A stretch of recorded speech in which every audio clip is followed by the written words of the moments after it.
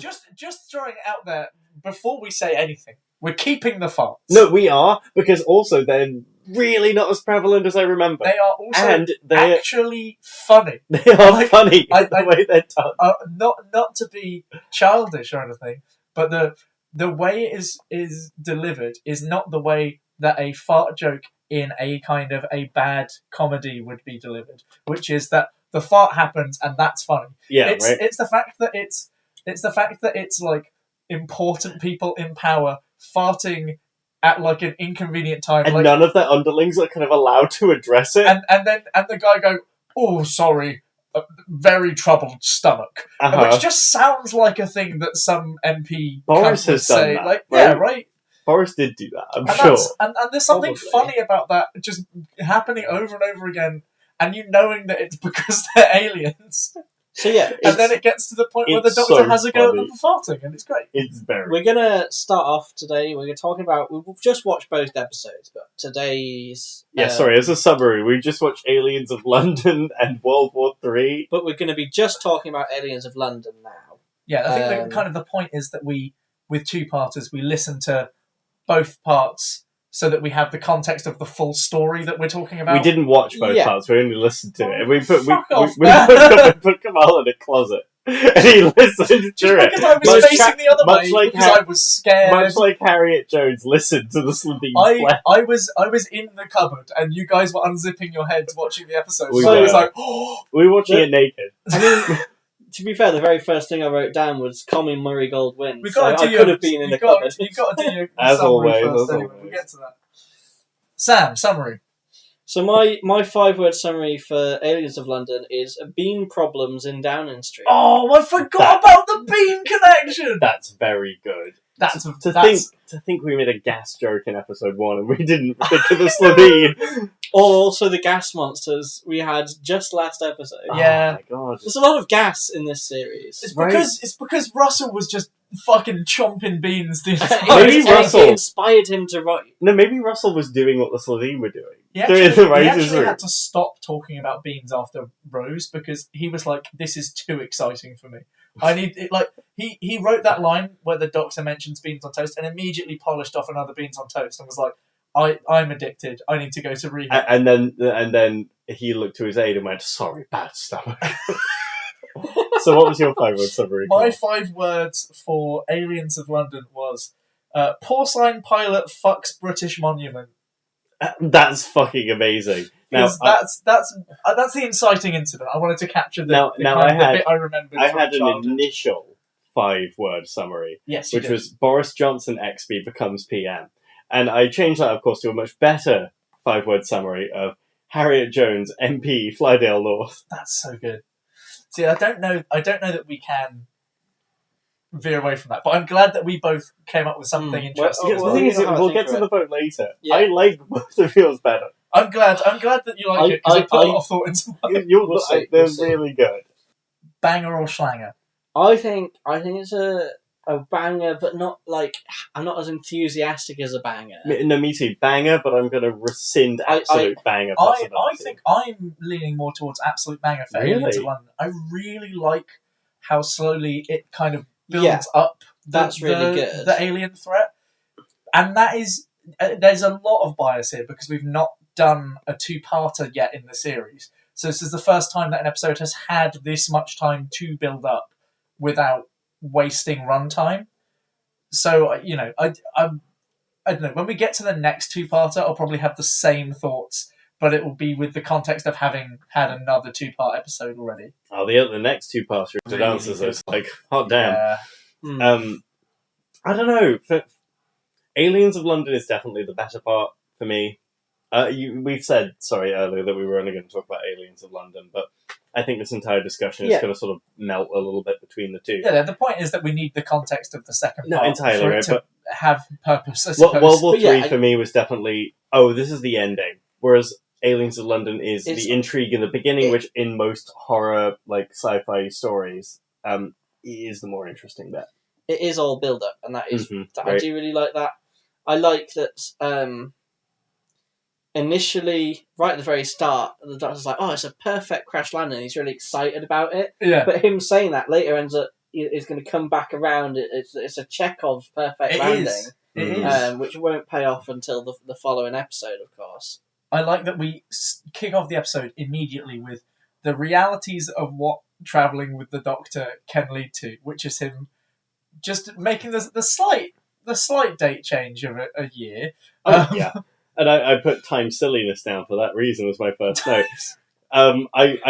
We were talking about this while watching the episode, the Murray-Gold whimsy turning into Murray-Gold horror as they realise they've been away for a whole year. That bit where he sees the missing poster and he runs over to it and checks it and he's like, "Oh shit, I made a mistake." That's all like the undercurrent of the two episodes, like character-wise. But I like how it does tie in with the actual plot of the two episodes when they're on the roof and Rose is worrying about, how can I possibly tell my mum about this? I mean, aliens aren't real. No one's going to believe me. I'm the only person on Earth who knows about aliens. And then they use a truck horn sound effect. Presumably the Slitheen fitted that to the ship. I mean, a lot of the stuff they do is for attention, so that I don't have any issue with. I love the Slitheen in this episode. They're just so good. That thing of the comedic timing of, that nobody else has seen alien spaceship, that they keep doing that throughout. Because they also do the we're going to sneak in to Downing Street and they walk out of the TARDIS and they get surrounded by the military immediately. Or the Doctor trying to break into the morgue and he goes through a door and there are 2,000 soldiers in that room. It just keeps coming. I think that the comedic timing of this episode was fantastic. I think the whole two-parter is great. It's really funny. But I think it's better in the first half. A big reason of why it's better in the first half is because so much of the episode is devoted to good dialogue and build-up that you can cut the tension with a well-timed joke really easily, and that kind of gives them loads of... I don't want to say low-hanging fruit, because it's not like the jokes are in poor taste or easy grabs, but it gives them a lot of kind of easy moments to slot in where a joke will land perfectly and also move the plot along. And it's just each time it's a little push for the plot as well. So it's like or Rose having that comment before the spaceship appears cuts from the backbone of the episode, which I think is the backbone, is the kind of the human story, Rose being gone, Jackie and Mickey's relationship developing as kind of side characters. Oh, that's just one of the best bits of the whole thing. All of that's going in the background, but it kickstarts you straight into the actual plot, which is the aliens appearing, right? So you get this really nice comedic beat to throw you directly into the plot, and I like that. I don't know. It's nice. It's a good juxtaposition. I think it's a really wonderfully made connection between these 2 points, and it's wonderfully done. Again, I put a big tick next to Russell's name, the writer of the episode, because it's so well written. The one thing I wrote down on a dislike was actually with regards to when they're on the roof, which was the gay line. I was going to say that I've written that down as well. We can get to that in a bit because I've got a lot of likes. I haven't put that as a bad thing because I knew what it was like to be a child back in 2005. There's a contextual reason why I've put it down. We'll get to that. We'll get to that later. So I've written down TARDIS mallet. I love the TARDIS mallet. They've not had a silly TARDIS operating scene yet, have they? No. Because I know that in my mind, Tennant's the one that's very ingrained with beating up the TARDIS to get stuff to happen. Yes. But it's nice to see it established so early. I wrote down... Because the TARDIS is a janky magical piece of machinery, right? Yeah. I wrote down has a mind of its own. Yeah. As another positive in here, I wrote Big Ben gets clapped, which is just summary for... It's like if 9/11, except if 9/11 was worse. Oh my god, this would have been England's 9/11. It would have been, but shit. Also it's... Except nobody died. Yeah, right. Everyone was fine. Big Ben died. That's true. He got. I actually wrote down Miniature Ben as one of my. I did as well. That's what I was leading to. Is that it was a mention of that practical shot and how I loved how janky it was. It was wonderful. The spaceship is such an unbelievable piece of CGI. Yeah. Next to a really, really good shot of Big Ben exploding. Except for that one shot from the angle of that road that sort of I don't know, London. I've been there, but I don't know your fucking road names, you weirdos. The sort of road that leads down towards Big Ben, and you see the back of the spaceship. Yeah. It was really well with like the faulty engines, it was like smoking a bit. It was very well composited. Oh, shot for the budget CG, and the time. It was very well composited. I wouldn't change it. I mean, assuming that in an ideal world we'd update all the CG to look perfect. Yeah.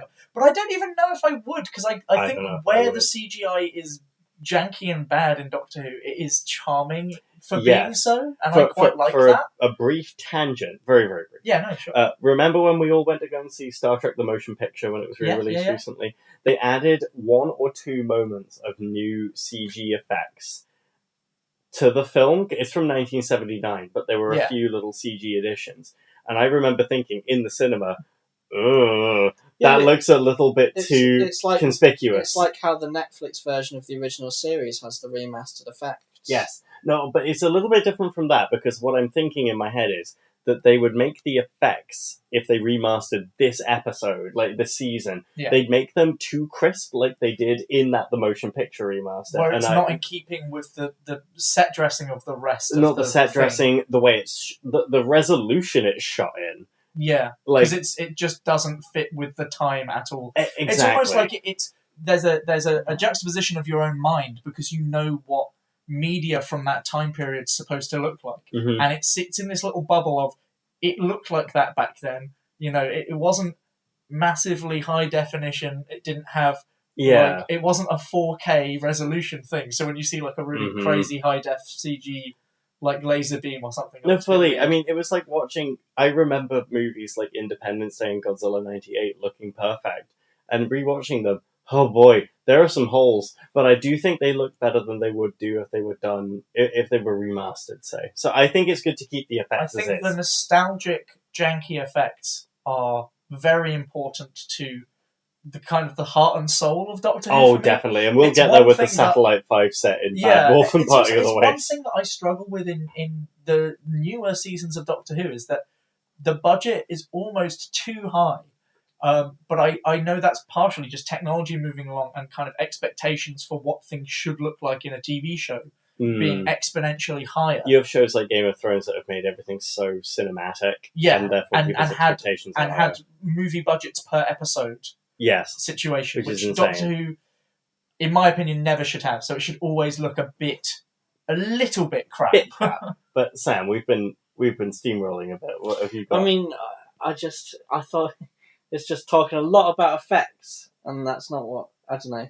Oh, it's not the point of the podcast at all. I fully went on a limb there with a tangent. It's important to talk about like the bits of the episodes that make it good. That was a good tangent. In our mind, I think the quality of the effect is important as to what makes the episode good. Meaning their lack of. It's both. They are good for the time, but they're also dated. You know, I think if it was being released now, and if it had the new effects, I think that would also still be just as good. I'm sure it'd be great, but I don't think I would change it. I don't think I'd watch this and say this should be changed. Yeah. Which I guess it's more that we've basically had an affirmation with this two-parter of our original policy with this podcast of effects be damned, we're only talking about the writing, but even then looking at this and thinking, ooh, we could change this. Nah, I think the times that I would change... Effects be damned, and yet we will mention that we're not going to change them every time. Hey. I think it's important to bring up, because there are times that I would change an effect, and that's if I don't like the effect itself, like what the purpose of it in the plot is. I had it's like Rose that I didn't like, where the hand like pauses in midair and floats for a second. I was thinking like when the devil for the gas... for the gal. Yeah, so plot relevant stuff. It's actually very important. But Sam, you can't say devil because the devil is in Doctor Who, but we'll get there. I don't like. Anyway, we'll get to that bit. I love the devil. I just don't. That's going to be a fun two-part when we get to it. I love the devil, followed by I just don't. It's going to be a solid 2v1 double team. Oh, absolutely. But. As for other positives that we have in this episode, what have you got, Sam? So I also wrote down. Well, I think we already mentioned that where the Doctor runs into the rings of aliens, the practical effect for the pig man. That is insane. So good. The fact that the nose twitches and it looks moist enough. Yeah, they've got the kind of glossiness on it. I thought it was a very good effect. The fact that the Slitheen have the ability to genetically modify creatures to this extent, and then don't use it to make their money. That's a good point. Like they've genetically modified this pig to send it out to be like a It is decoy just a alien. human. It's just a It's an human Earth pig. Sorry, It's just you know what potentially. I mean. I'm putting that in the But, description like, of the It's just episode. a human. The doctor in that lab is like, it's well beyond anything we could do, and it's like, well, is it just really common in space to be able to genetically modify pigs? I think. In which case, the like, description of it is it's kind of like they've craply slung it together as well. Like it's not not like the high art for them. They've done like a shit job, but it looks pretty like its own being. No, they've done like a snake oil salesman thing. It's just that we are the equivalent of Neanderthal I to think an 1800s. this sleazeball. brings me into something I've got as a change for both of them, but I'll get onto that later. Mm-hmm. But yes, anyway, so the pig man, I would love his design. He's I love great. the pigman. I Always love the like pig. the fact that the whole episode, pretty much, there's the teasing of the aliens and that they're in the people you're seeing, but you don't see the Slitheen yet. And it's just like the slow. You get the blue light relatively early on, but you don't get the alien reveal, and that helps build all the tension of it, which is great. I mean, you don't even really know what kind of alien they are at all, Oh, other right. than that they fart until I think the last minute of the episode. Right, Yeah, so they've been gassy, and there's blue light. They could be Gelf, based on what we've seen so far this season. They do mention the gas exchange, but there's no explanation of what that means at all until the next episode. So you know that the gas exchange is something. So it gives you context for the farting, which is nice, because otherwise I think that would maybe overstay its welcome if it seemed like it was just there for the sake of making kids laugh and not actually relevant to something to do with these aliens. Because I'm really glad they didn't lean into it as hard as I remember. Yeah, I thought it was everywhere, but no, honestly not. It's there when they are in their skin suits, and as is revealed in the next episode, they can't actually stay in the skin suits too long before it starts poisoning them, because their suit is essentially filling with gas that they have to fart out to get rid of it. Yep. It's a well-designed alien suit. I was going to say, I hate to say it because I was dreading it this entire time, but honestly, it's fine. Right? Like, I'm shocked. Final I've got written down. Well, I've got two more, actually. But one of them is where the Rose says about liking the Doctor more than Mickey. Yeah. I thought that was a really good bit, and it kind of sets up the whole thing of the arc across these two episodes of where really we're getting a great amount of Mickey's character growth, because he was just like this pathetic comedic character in the first episode, he definitely right? was. Whereas we see him across these two episodes really being more of a person and not just this cowardly little weasel who gets turned into plastic and wants pizza. And and that scene is like one of the big moments towards that, I think. I mean, if we're going to talk about Mickey, I have an entire little I've sub-tangent a that I few really... bits on Mickey in my life. I'll let well. you get to Yeah, Mickey specifically in a minute, but I want to make a good point here. I am not a fan of misunderstandings and lies being used too much in fiction as a plot point. I get really You're sick going to of have it. so much fun with Torchwood. Oh no!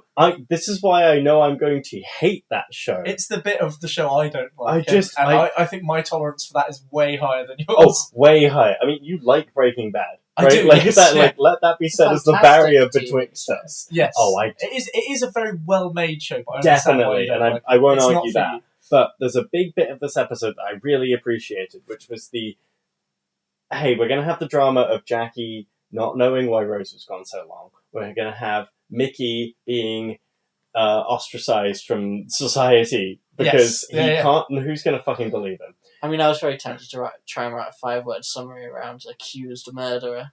No, I right? really did That would have been good. But also, I really appreciated how quickly that was resolved. Just, Jackie sees the TARDIS. Oh, cool. We don't have to dwell on this shit anymore. This and is it a was really just good point. really and something good. that I nearly put as a dislike going into this episode, because I remembered that stuff was coming up. Yeah. I See what I remembered- mean? Domestic. Oh, wonderful Great point quote. also. I remembered that the Mickey being blamed for Rose's disappearance was like a really big character kind of progression moment for him. Yeah. And I remembered that Jackie putting the blame on him, which also makes a lot of sense. Oh, yeah. Her line is really mean, but yeah. What is she meant to think? I mean, like he knew about the Doctor result and he kept quiet about it. Not that anyone would have believed him.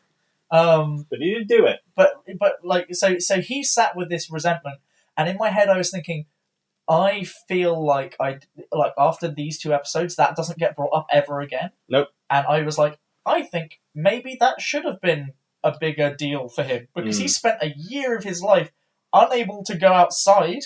Yep.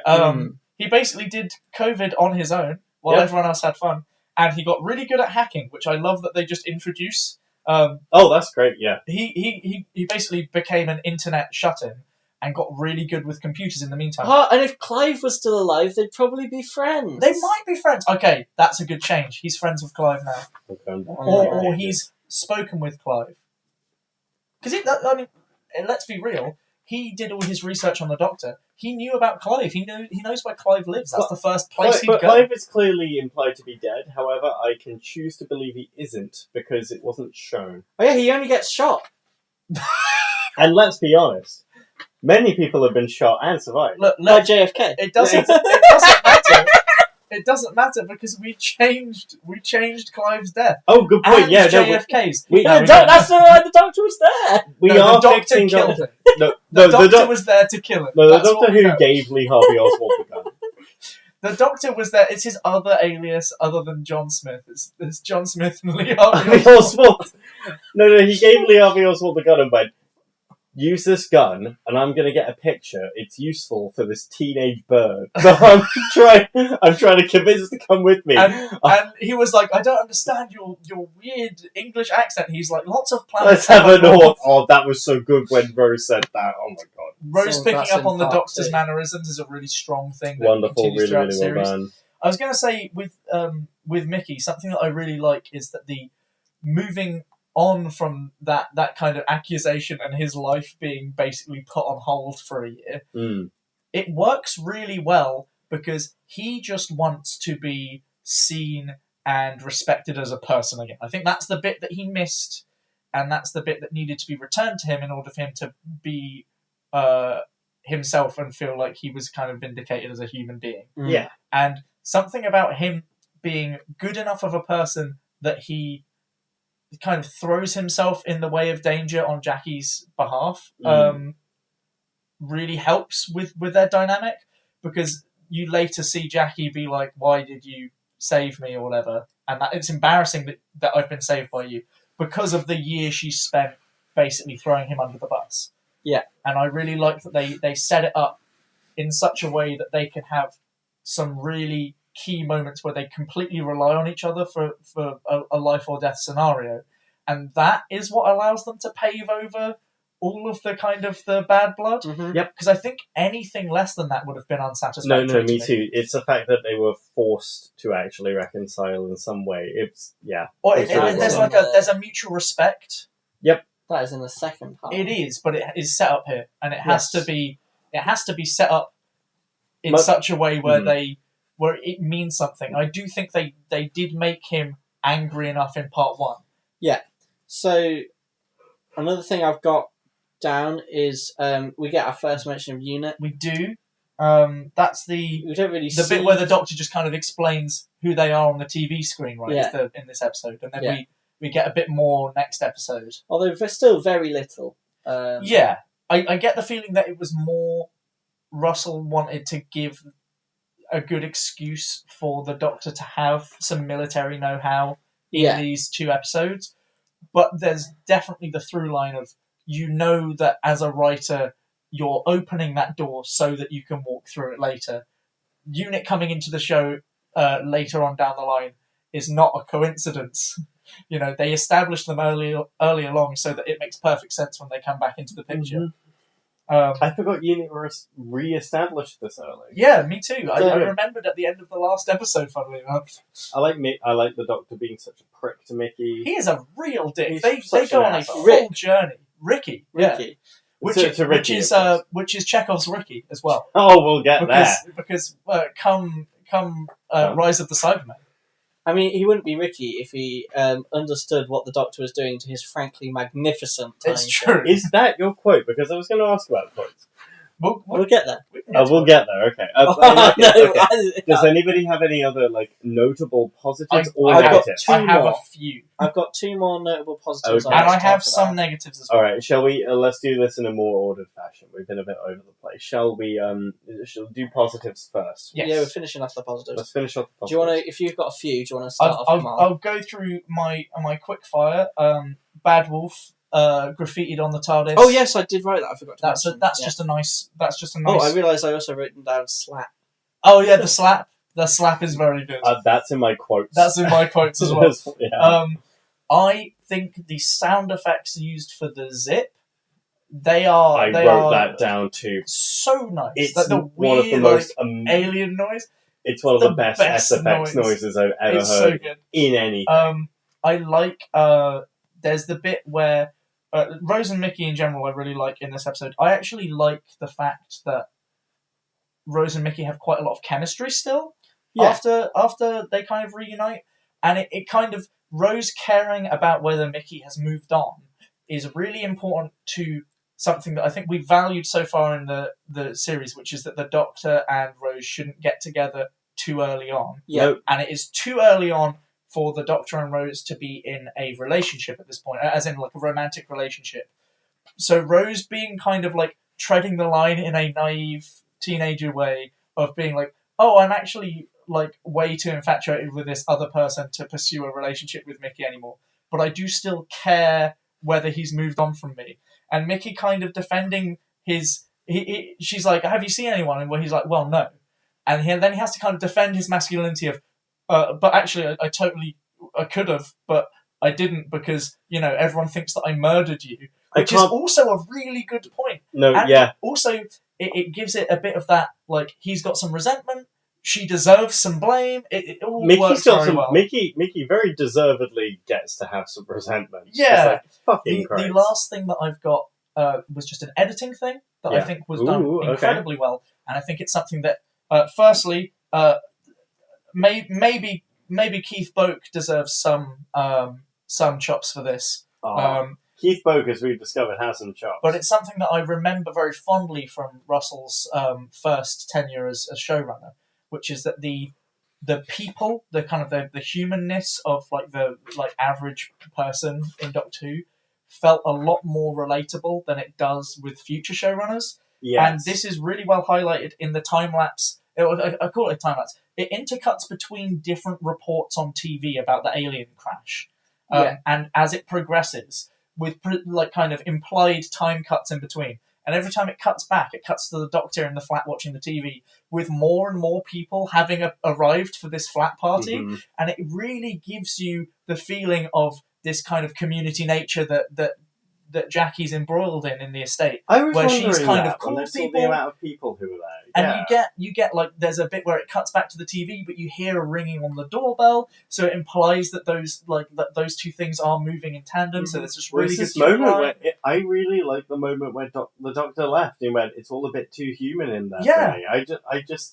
I'm really liking how down to earth and relatable this season is in the way that you're kind of seeing all of this through Rose's eyes. That is how the Doctor would react. Therefore, if you were in her shoes, that's how he would react to you. Yes, I don't know. I'm appreciating all of it so much. So that was the last of mine. I thought those were really good. Oh, I've got one more, which is I like the set dressing of the posters. I like that there are there's so many of them. There are different types of poster that Jackie's put up at different time frames. I think that's nice. Mm-hmm. I think the completely. setup Agreed. For the cliffhanger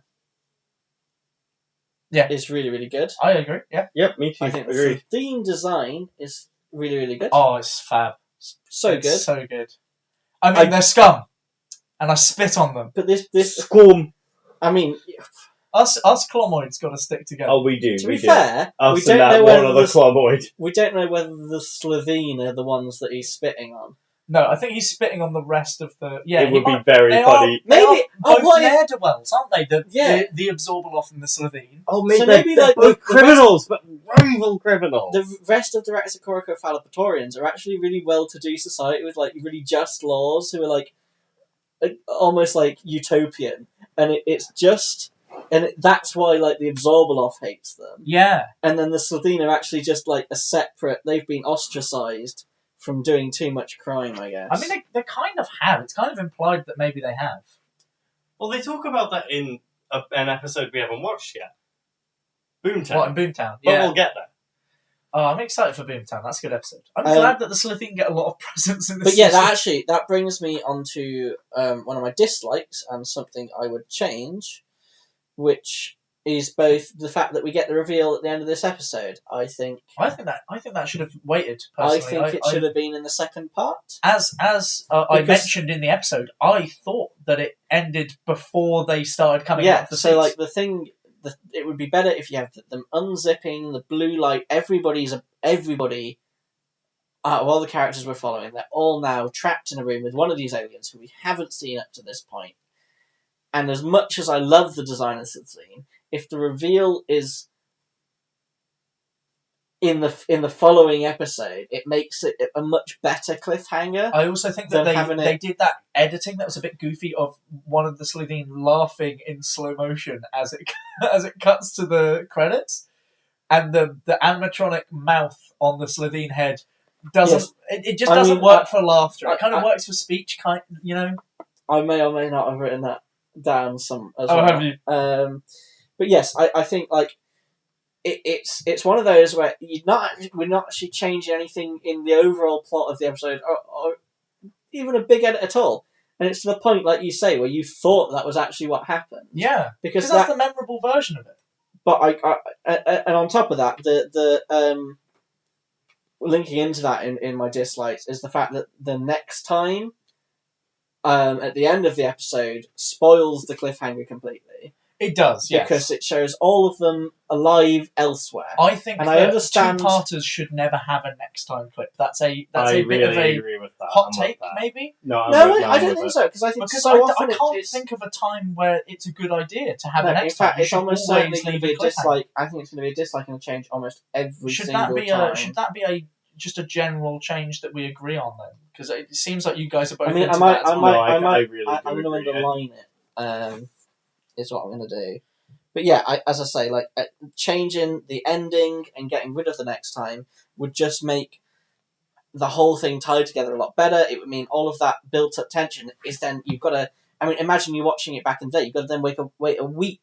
I also think this works for another reason, which is a bit of a. You're going to hate it. It's an effects reason. I really love the practical Slovene Love them. suits. Love them so I think much. they look more menacing than the CGI, even though Yeah. the CGI moves more like a predator in part 2. Yes. But the way that they emerge from the kind of the skin suit, Was it? it's a little bit comical, Yeah. and I don't think it's bad. I think it's a genuinely very good functional effect. I do think it looks goofy in this high tension scene at the next time cliffhanger, whereas at the beginning of the next episode, where you're immediately throwing the audience into this is the reveal of what they're like, and they're kind of squeezing their way out, it doesn't feel as goofy, because it Yeah, doesn't feel like it's absolutely. trying to ramp up the tension. It's kind of just following through. It's kind of letting off the tension Yeah. that has been built up, because then you've built it up, you've had a week, and then you let off the tension. and it doesn't feel And like it- a weird letdown, because it's it makes me like wonder they look like slugs or caterpillars at who's- first, because it's just the head and the Yeah. neck. It's a weird. I'll admit, listening to you guys talk about it, initially didn't agree. Listening to you talk about it, I think actually maybe I you wouldn't have be a point. surprised if there's some version of it where that was the case. yeah, And for could have whatever been. reason, it might have been I changed. mean, It around. doesn't strike me. I It strikes see me as the maybe a point. studio mandate. It could have been, I, but also I just kind of see the point in them wanting to show the alien in the episode, because Yeah. otherwise they've got a two-parter where think of it from the perspective of audience retention and children watching, right? You've done a whole episode of Doctor Who, which is a lot of adults standing around talking and no aliens doing alien stuff. Yep. And then an episode with loads of aliens doing alien stuff. If you just show the aliens for like a few seconds at the end of that first episode, you're going to excite more people. Even though I think from a storytelling perspective, that is a weaker choice. No, I suppose they could do it. I think maybe a way to do it would be to have one come out, but in shadow.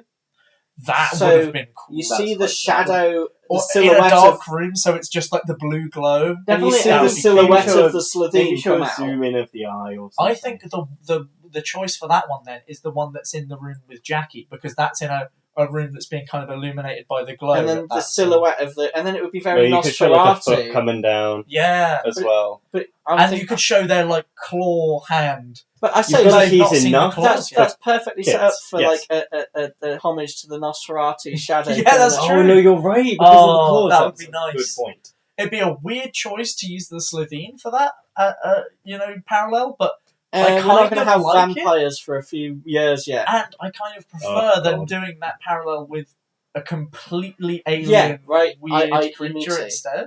I mean, That's nice. I Yeah, I'd have got go no for issues that. with the vampires when we get there.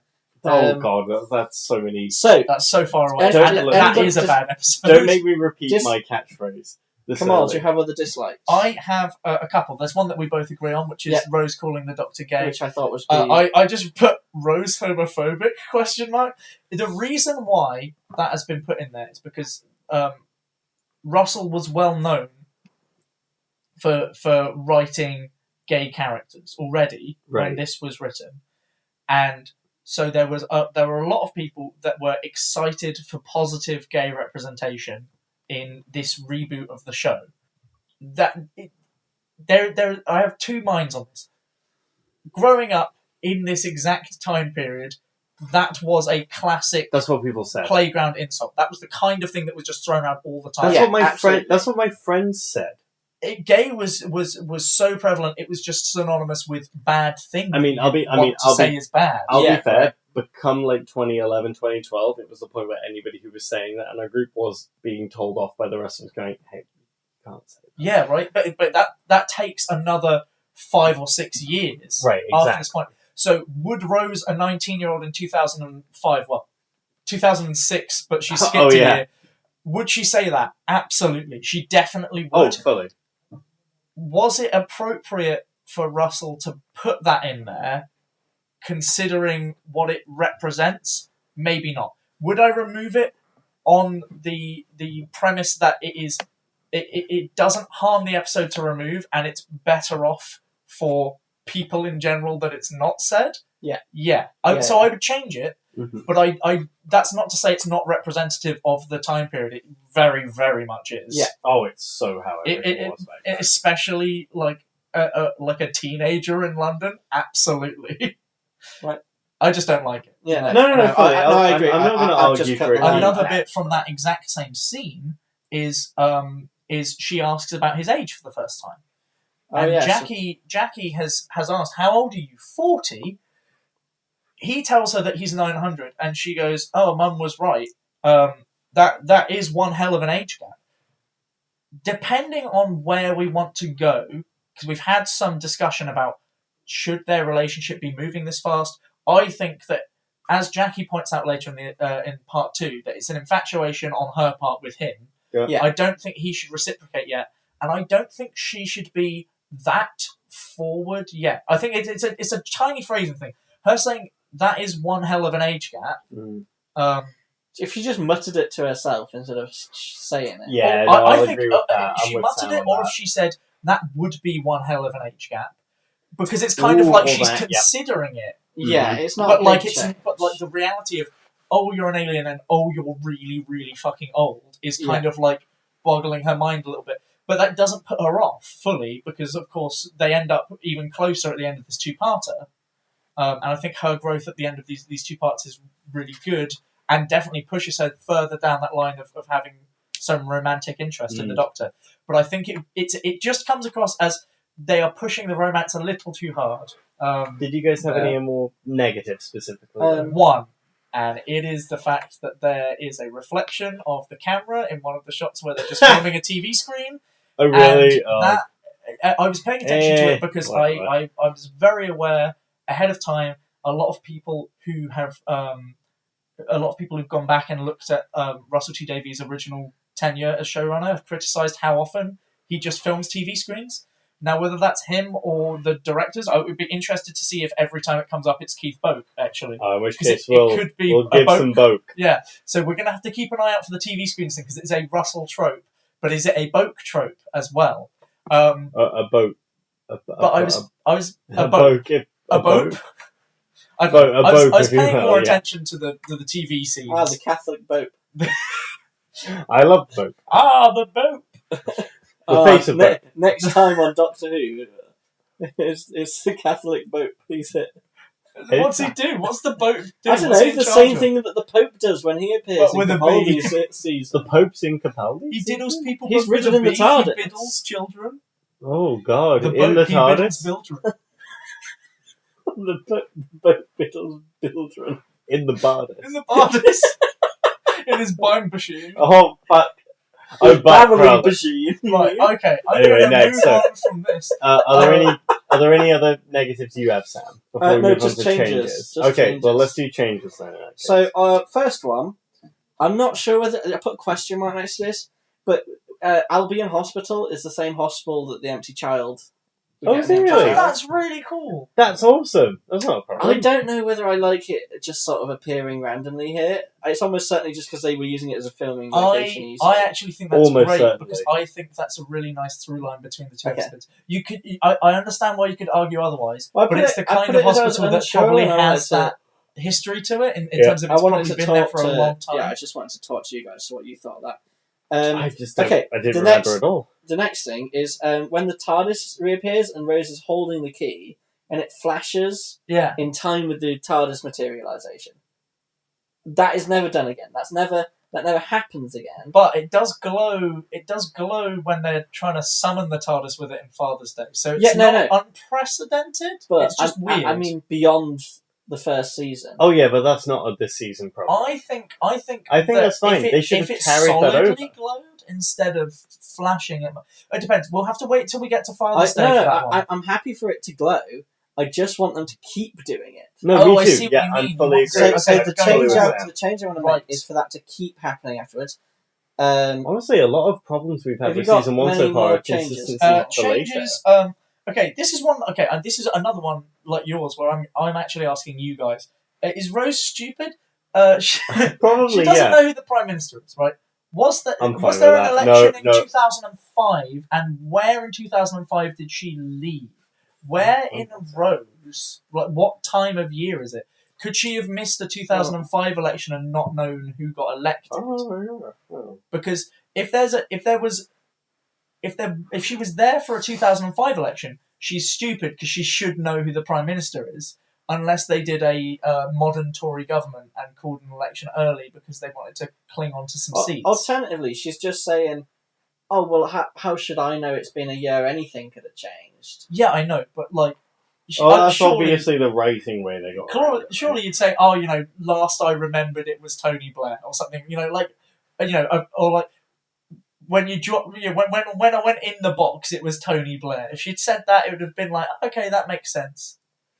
It's weird that she doesn't know. 2005 was a general election in May. In May. Yep. So So it's that entirely means possible that she's Rose missed it. must have So taken what place we're saying before here May. is that Tony Blair, who won? I don't know how to read all of this shite. It doesn't really matter. You know because- what? Tony Blair because did win. If Sorry, she I'm left a fool.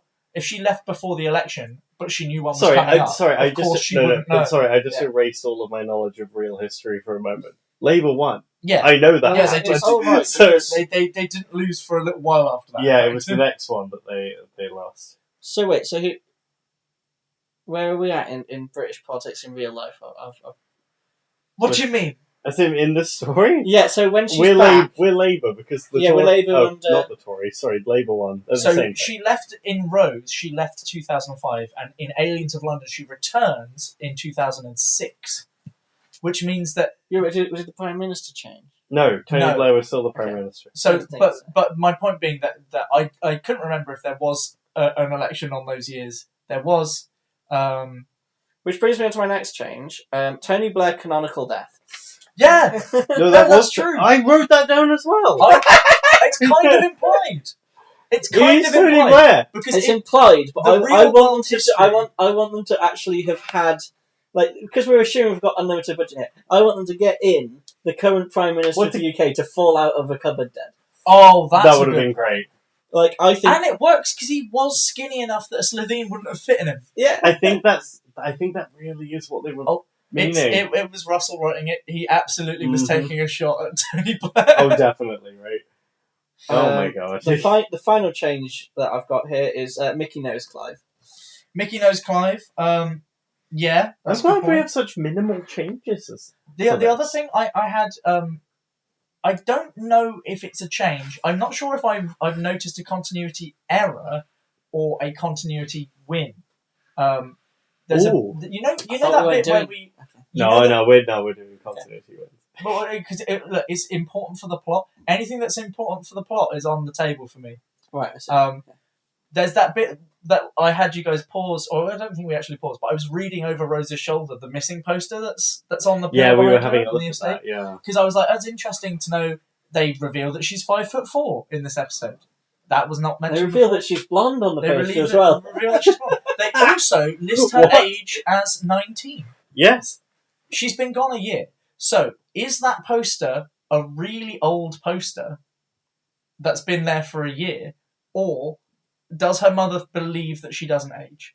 Because she should be 20 now. No, According to that's Jackie's an old timeline. poster. It's peeling off. Because they also have other posters. Like there are clearly like different sets of posters that have been made at different times in Jackie's living room and on the streets. So I have to assume that that's just an old poster that she never took down. Yeah.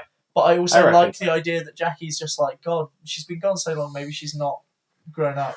You know, like I don't think that's... maybe that's time necessary. doesn't move when you're gone. You know, or maybe Well, I mean, that maybe is what happened. maybe Well, that's why Jackie there's so was many missing really, people in really the world. smart. Maybe Jackie knows Clive, and Clive spilled the beans. Beans. The We beans. need to put beans They're- in they're- some- we're never going to go an episode without. We've got to I mention mean, beans. it might happen eventually. We delayed watching the episode today because I was finishing a plate of beans. That's true. That is true. That did We have happen. literally It's lucky one you part haven't fueled on farted, beans. to be honest. Oh, he has been, but It's too- it's all too been lost in skinny. the gas exchange. He's too It skinny. is. I am too skinny. Yeah, it's only because of the gas exchange. Exactly. Um, Are there any, like, I haven't got any any... more changes? Or should No, we move that on was to all- quotes? that was all I my really changes. hate Okay. to be selling the premise of this entire podcast short because I haven't had one fucking change in 4 episodes now. And let me give you a spoiler, there won't be a change for the 5th one either. No, we do Um, happen to know all of our notes for the next episode. it's- I think It's I just might have good. I think there's probably a change for the next I've got episode. less changes for next episode than this one, to be fair. Hmm. But I think that's because this one had a lot to talk about setup wise. Definitely, but to just sort of summarize it before we like properly talk about World War III a little bit more specifically. So let's have a quick chat about the director, the writer, the composer. We've got to do some So- quotes first. Oh, well, we'll do that after we do that. Okay. So Switch it up, Keith why Boak, hey, you know what? You're doing pretty good. I Again, thought this was a well directed episode. Unless you're like Euroslin and you happen to be Hitler too. Why have we decided? I was listening back to the last episode and I don't know where that came from. It came You- from you. Well, Keith Boak, I really hope that... You're the one continuing it. Keith you Boak, I never hope needed to bring that up again. Keith Boak- I quite like this actually. I think that all directors are Nazis until proven otherwise. Oh, fully. Keith Boak, I hope you're good. I hope you're good, and I hope you change your ways. Yes. But How are you you are feeling a good director. How are you feeling about Russell's writing? Oh, he's banger. He's I really think good he's done. so good at writing character stuff, and this episode is very character heavy, Absolutely. and that It's makes the it people so stuff fun. that really appeals to me. Yeah, absolutely. Definitely. Some of the elements of the alien plot, you could argue it's a bit rushed, but also I think everything that was important was delivered, and the but you're character not stuff is necessarily- more important.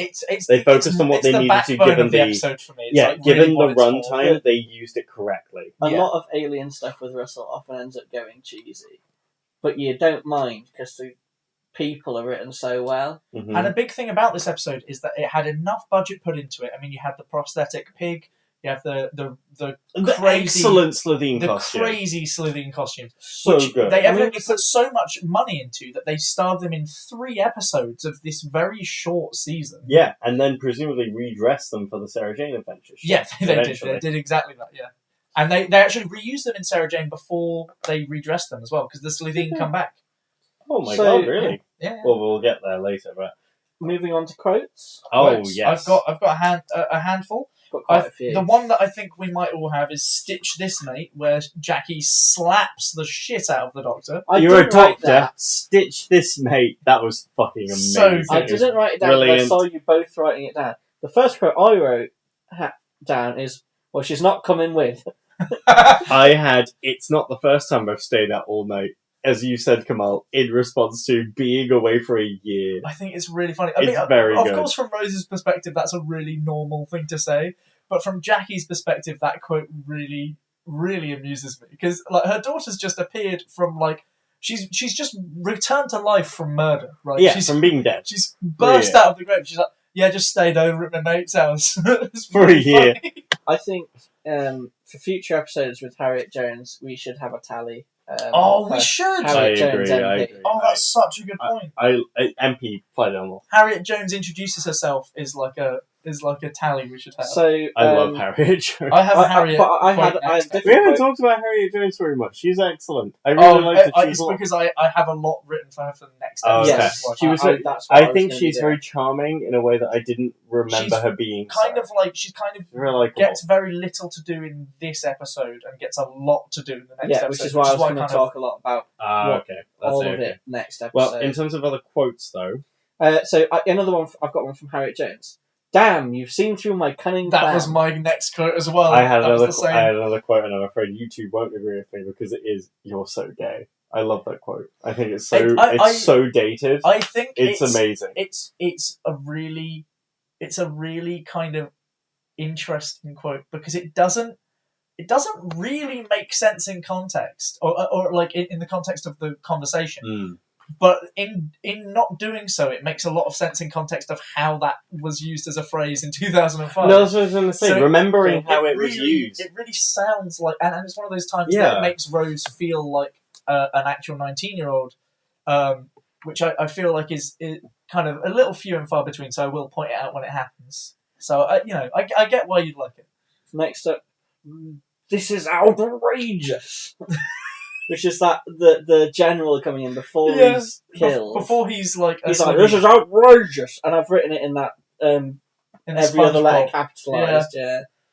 I've got a really long one, which is from the scientist who is I think completely unnamed, but the doctor scientist. lady. Yeah. She goes, I just assumed that's what aliens look like, but you're telling me it's just a normal pig. That was amazing. Really good quote. So fantastic. Bit too long to be my pick, I think. But it was. I've got- It was just the absurdity, like out of universe of.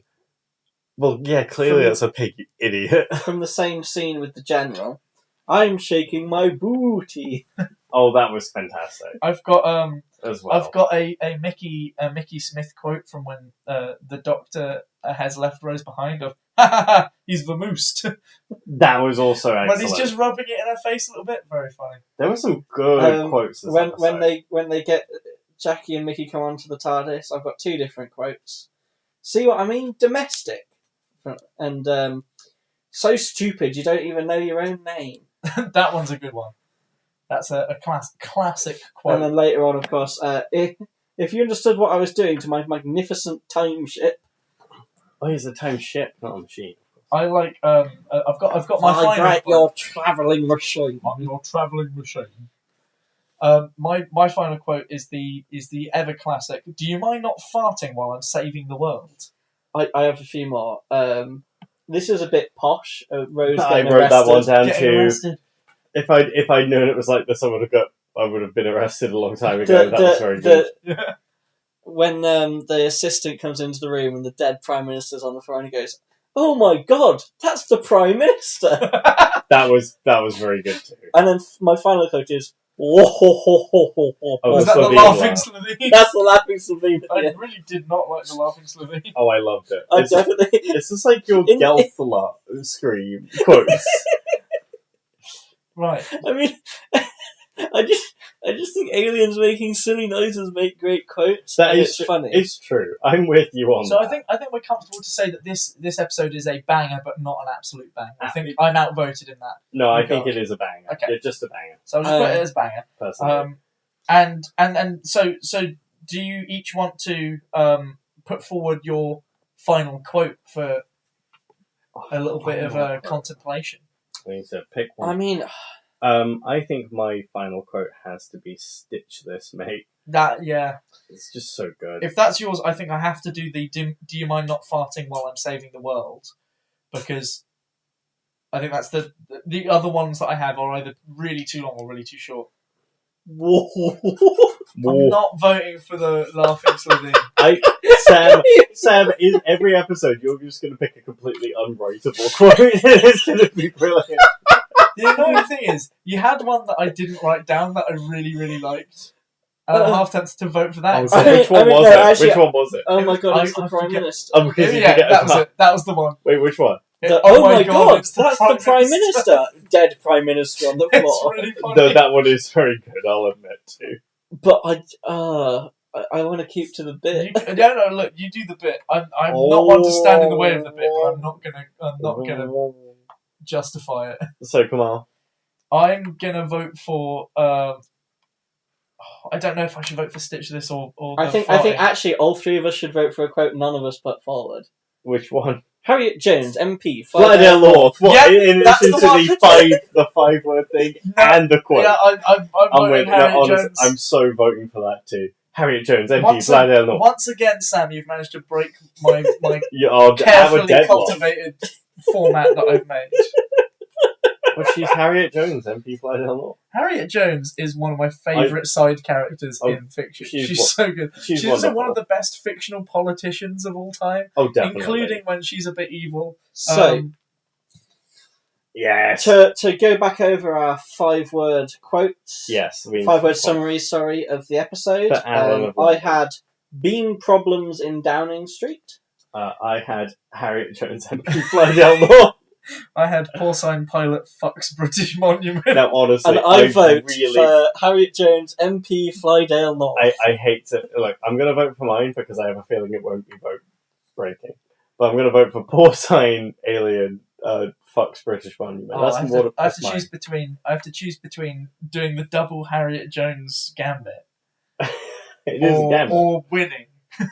This is a very difficult We'd position like to put point me out, in, Sam. audience, that there are no prizes. Like, when he says winning, there is no. He's not gaining anything. I've got a suggestion for who you should vote for.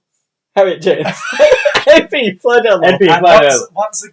once again, dear audience, Sam's one because it wasn't his. It wasn't his How many 5-word times has summary. Sam won? Oh, this wasn't Sam's 5-word summary. He's just won me. Oh god, no, you're right. He's I won this. corrupted me. I won He's this despite not wanting to win. He's turned me into a weird little gremlin that, Oh, that no. does what he says. Because it's funny. It is quite funny. Right. Well, thank you for listening to our Fixing Doctor Who podcast episode, Aliens of London. We're going to be continuing our journey to Clom in the next episode, talking about the second half of this two-parter, World War III. Now, to you, audience, this will either take seconds or an entire week, and we haven't decided yet. So goodbye. Wait, before you press anything, Sam, you tend to like to bring up the calls to action stuff that you say, and also I have a new thing that I'd like to introduce to the end of every episode. This episode is for all of you farters out there. So share this with someone that you know that farts.